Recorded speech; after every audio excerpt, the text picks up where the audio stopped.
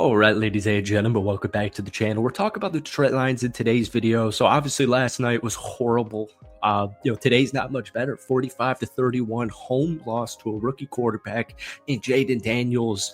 And, everybody's got an opinion. Oh, it was Jared Goff. It was Dan Campbell. It was Ben Johnson. It was Aaron Glenn. It was the offensive line. It was the defensive line. It was the referees. The way I see it, and this is never stuff you want to say, but it was a team loss. I really think in a couple of weeks, most people, like once we get into official offseason stuff and we start looking at some mock drafts and free agent moves, I think the optimism will be back with Detroit. But obviously it sucks. This stings and it absolutely sucks. But it is important to zoom out. And we go back to 2021, initiating the Dan Campbell era, 3-13-1. 2 years ago, 2022, 9-8, won a bunch of games after starting 1-6, 2-6, crazy season. We start to see it. And then last year they go 12-5 and win the NFC North for the first time in, what was it? Like almost 30 years, or I'm not great at math. How's it already 2025? Over 30 years.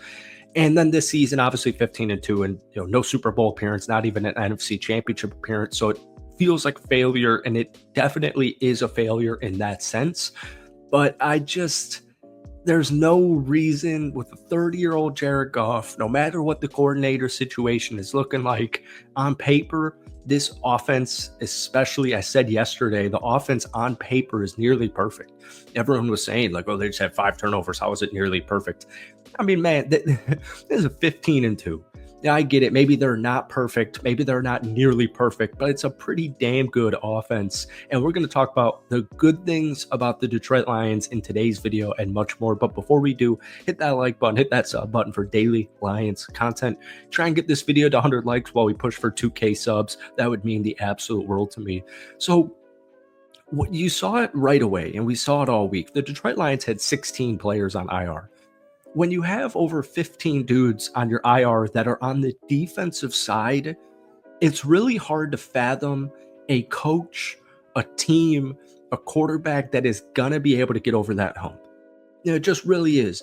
And I don't even want to talk about the Kansas City Chiefs, because I thought Lions Chiefs was clearly the Super Bowl from before the season even began. But imagine the Chiefs lose Chris Jones, because that's what happened with Aiden Hutchinson. Imagine they lose George Karlaftis, McDuffie. It's excuses, but at the same time, it's a truly historical injured season. And when Amik went down and he ultimately ended up breaking his elbow, I hope he gets better. And it just absolutely sucks. I really think that was their first, that was like Jaden Daniels' second or third passing attempt. Amik goes in for the tackle and breaks his elbow. And that's kind of when it felt like, oh, shoot. And to me, it has nothing to do with underestimating the Washington Commanders defense. There was a lot of stupid stuff. Sewell was injured. Goff, obviously he got clearance to go back in the game on an illegal hit, hitting the head, just falls right on his head. We're thinking, Teddy Bridgewater's going to come in here if Jared Goff has a concussion. Like, oh, crap. The 12 men on the field penalty. They did not have a force a punt. They had 5 total turnovers, and they gave up 45 points, and 38 of those were defensively. Like, you're not going to win a game like that. I don't care if you think Jared Goff crumbles in the playoffs or whatever. If your defense gives up 35 points, even with that pick 6, you're not winning a football game. I don't care if it's regular season. I don't care if it's a game of Madden. You give up 38 points in a playoff game at home, you're not winning the football game. Now, the two good sides of this loss, and I will make a whole video about this. The highest graded, this is from Detroit Online, aka Jeremy Reisman on Twitter. The highest graded players from Lions and Commanders per PFF, so both teams. The best player in that game, according to PFF, was Brian Branch at a 92.9 grade. Christian Mahogany was number 2 in the entire football game, both teams, 92.2. That is a rookie right guard making his second ever NFL start. This was a 6th round rookie draft pick. And the reason that's important is because here's the list of the Detroit Lions key free agents.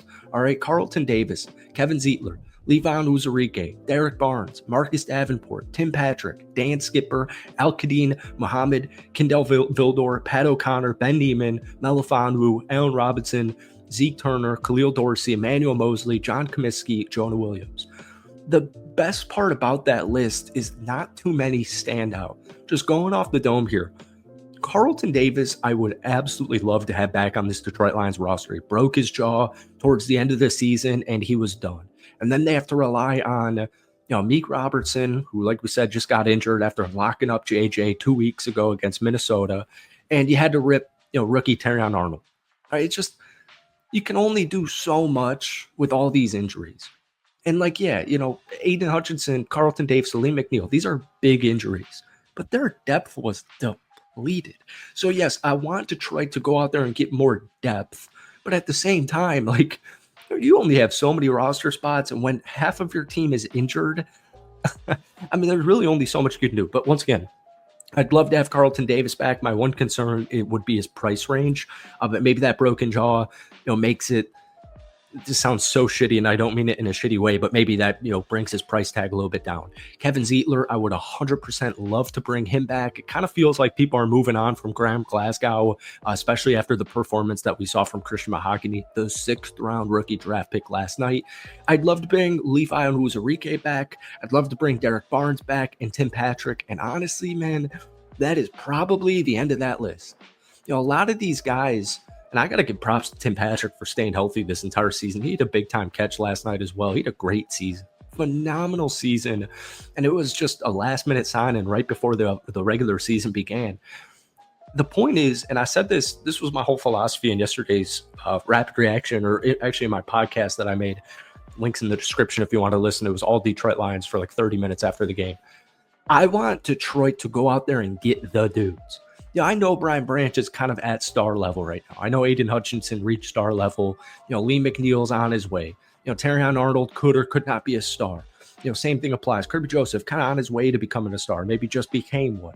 But my point is, I want him to go out there and get a stud. I want a stud. I'm not saying go out there and trade your first round draft pick. But what I am saying is, I 100,000% anticipate Brad Holmes to make some moves defensively for big-time players. Because what do big-time players do in big-time games? They make plays. They make big-time plays. That's why you pay them all this money. So the Detroit Lions are such a young team, and they kind of rounded out the defense with a couple of veterans last year, and there's guys who are a little bit older. But I'm telling you, man, this defense next season – we kind of saw the leap from last year to this year. I mean, it was night and day difference. It's going to be the same thing next year with the same offense, and we'll figure out what happens with both these two coordinators, and we'll deal with it when it comes. But that's it for me. Hit that like button, hit that sub button for daily Lions content. And folks, give me your thoughts on the Detroit Lions offseason strategy down below. Peace.